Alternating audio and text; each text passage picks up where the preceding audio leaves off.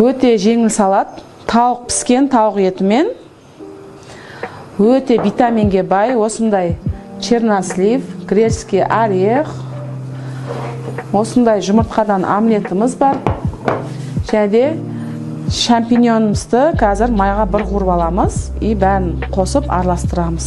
Қызып тұрған сковородкаға, табаға шампиньон қуырып алам.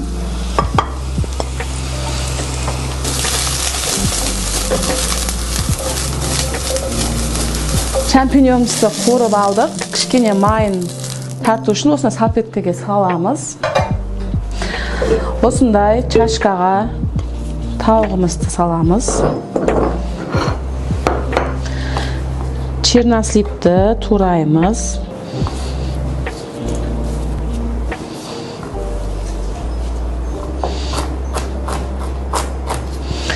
Грецкий орехімізді қатты майдаламаймыз.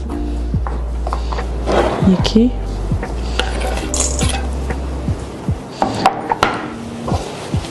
Шампиньонымыздың осылай майсыз қылып саламыз. Омлетімізді тураймыз.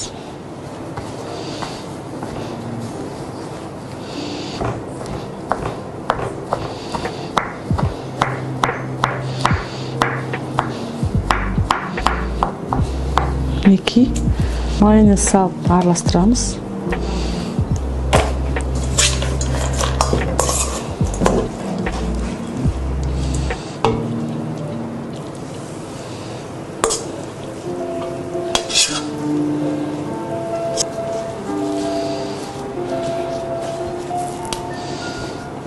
Неки салатымыз дайын.